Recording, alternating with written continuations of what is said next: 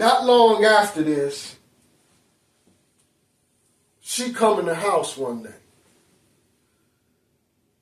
Hey, I got to get out this apartment. I'm ready to go. I'm ready to move right now. Well, what do you mean? I'm ready for us to buy us a house.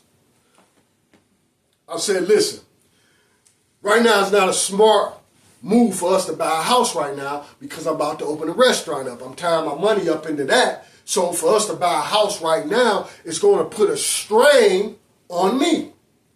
It's not a good thing. I said, listen, why don't we do this? Let me get the spot open, okay? Get things going 6 months to a year, then we go buy a house. That way it's easy. Oh, I can't wait. I need to go now. I need to go now. I said, yeah, but it's not a smart thing, okay? She said, well, with all the money I make, all the overtime I'm working, I could pay the mortgage myself. You ain't even got to worry about that.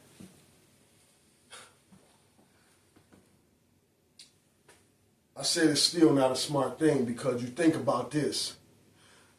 Here it is, we at this apartment. All our bills ain't but $1,500 a month. It's easy. The house, it's going to double, maybe triple. You see? And right now, because you living paycheck to paycheck, that's going to put a big strain on us. I said, you ain't even thought about saving no money for the down payment. I don't care about that. I just work overtime and get the down payment. No matter what I tried to explain to her, she didn't have no understanding.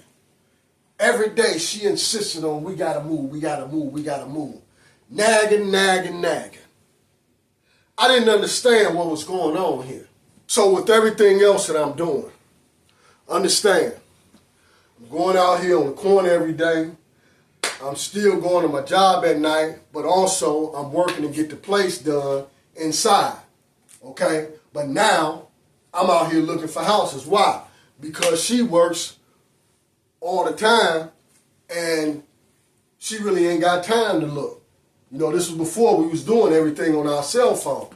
Yeah, you could look online and look at certain stuff, but it wasn't like now where you can go on basic tours on your phone. So I'm out here looking for houses.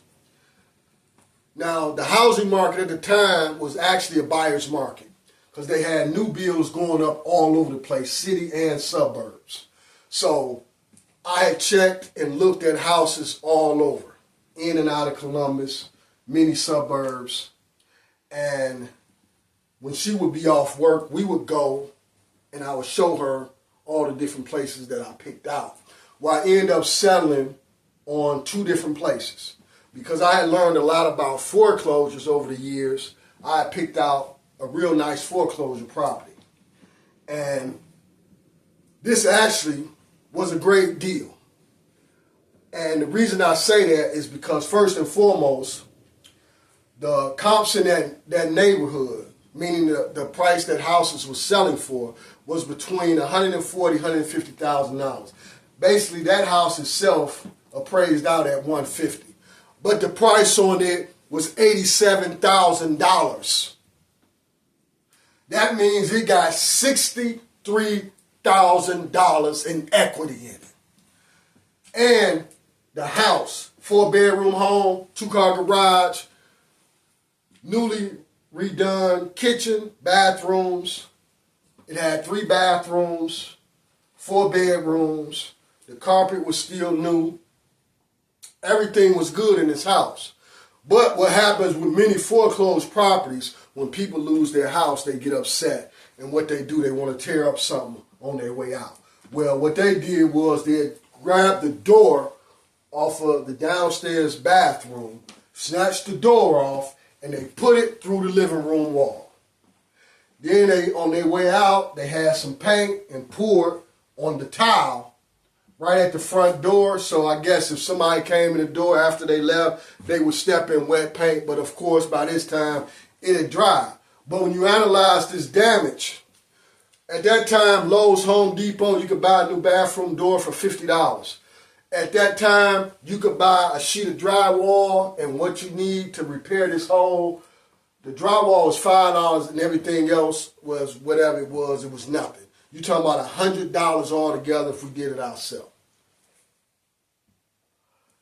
And of course, because this was the house I wanted, she went totally against me.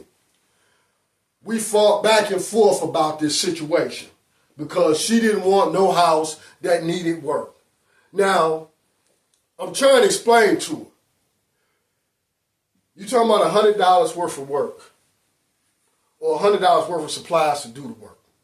Even if we paid a contractor to come in and do it, it wouldn't be nothing about $500 or less, if that.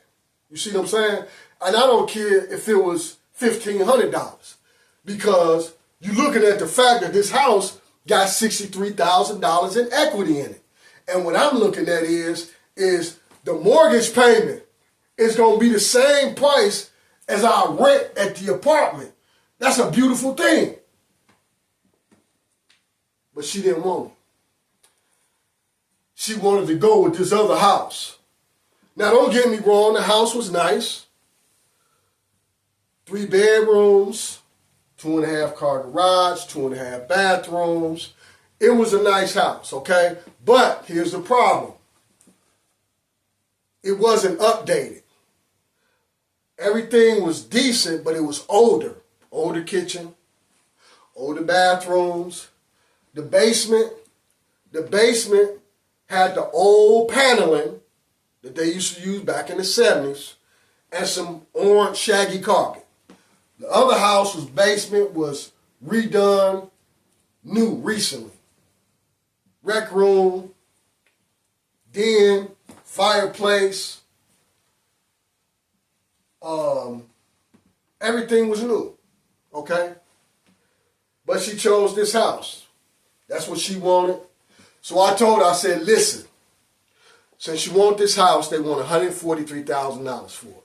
It's a buyer's market. So that means this house has been on the market for a little while now. We could put in an offer. We can offer them $120,000. Only thing they can do is counter offer. They may counter offer $135,000. You see, but we can still save money. This is how this goes when you buy a house. So she agreed. Days later, she come to me, hey, I signed the paperwork for the house. How you sign the paperwork without me? She said, I just went and signed, and you just got to go sign. I said, well, what did you offer? She said, I signed it for full price. Now, I'm pissed. Because why would you do that? We had an opportunity to save $10,000, $15,000, $20,000 on the buying price. But you go do this not thinking. She said, well, I don't care nothing about that. I wanted that house and I'm going to give them full price. Again, this is one of the things that we got to analyze because we're talking about somebody who used my fucking identity after we've been divorced for 12 years to open up credit cards because they in such a financial situation. But this is why. Not that they ain't making the money. It's just that every decision to spend money or make a purchase is always the worst decision. It's no way you could tell me that I could save $10,000, $15,000 and I'm not going to at least try to do it when all I got to do is write it on a piece of paper and give it to them. No way. But this is what happens. And again, once again, it's something else too. This is this narcissistic behavior because she want to be in control. So she going to go sign the paper at full price without me there. Excuse me. Now, we go back and forth about this for a while because the only way she can get this house if I sign this paper. Okay? Now, in the midst of this, As always, when every time something going on with us, she's going telling everybody. But again, she's not telling them the full story. She's telling them how I wanted to buy this house that needed work done, and I didn't want to get this house over here that didn't need no work. But she ain't telling them all the equity that's in this house, the reason I wanted it, and because it had all new updates in it. But this is the story she going with, and she telling people this, and the way they looking at it like I don't know what I'm talking about. Because who wants the house that need work done over a house that don't? So this pissed me off. I'm upset, I'm mad, I'm angry, and I'm done. Because of everything that done happened with us, I told her, I said, listen, I'm going to go sign them papers. You can get that house. You take my daughter and y'all move in that house. Me, I'm staying here at this apartment because I'm done. And all of a sudden, everything changed. Everything about her thoughts, her demeanor, all of a sudden, she's so humble now. She don't want our family to break up. I said, hell, we been broke up. Every time you open your mouth against me, we broke up. This shit been over with. And here it is, every time it's time to do something, you don't want to listen and you go make an ignorant choice. So no. But every day, now, she coming at me about me moving in this house. So at this point, I signed the paperwork. We got 30 days before the closing.